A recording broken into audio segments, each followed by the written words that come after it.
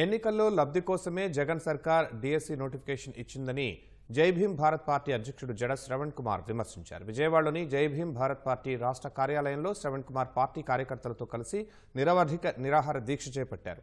దగా డిఎస్సిని తక్షణమే రద్దు చేయాలంటూ పార్టీ కార్యకర్తలు పెట్రోల్ సీసాలు చేతబట్టుకుని నినాదాలు చేశారు. జగన్ విడుదల చేసిన డిఎస్సితో గిరిజన అభ్యర్థులకు తీరని అన్యాయం జరుగుతోందని శ్రవణ్ కుమార్ ఆరోపించారు.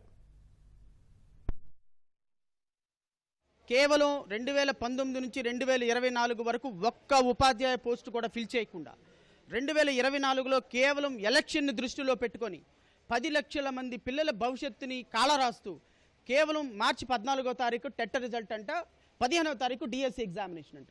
ఎక్కడనే ఉందా దేశంలో? ఎక్కడైనా 10 లక్షల మంది పిల్లలు చదువుకోవడానికి కనీసం 24 గంటల సమయం కూడా ఇవ్వకుండా టెట్ రిజల్ట్ 14వ తారీఖున పెట్టి 15వ తారీఖు ఎగ్జామ్ పెడతారా? ఈరోజు 10 లక్షల మంది పిల్లల భవిష్యత్తు ఏం కావాలి? ఇలాంటి ఎలక్షన్ స్టంట్ తోటి వచ్చినటువంటి నోటిఫికేషన్ తక్షణమే రద్దు చేయాలి. పిల్లలకి 45 రోజులు కనీసం అవకాశం ఇవ్వాలి చదువుకోవటానికి.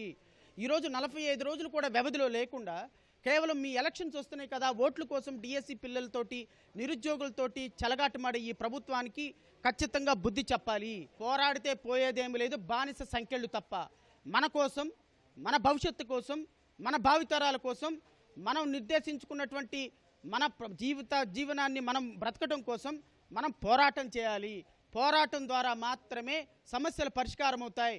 ఇంట్లో కూర్చుంటే ఏ ఒక్క సమస్య పరిష్కారం కాదు. కాబట్టి ప్రతి నిరుద్యోగి రోడ్డెక్కమని, జగన్మోహన్ రెడ్డి ప్రభుత్వాన్ని చొక్కా పట్టుకొని గల్లా పట్టుకొని ఈ ప్రభుత్వాన్ని సాగనపమని నేను నిరుద్యోగులైనటువంటి చెల్లెళ్ళకి, తమ్ముళ్ళకి, వాళ్ళ కుటుంబ సభ్యులు కోరుతున్నాను.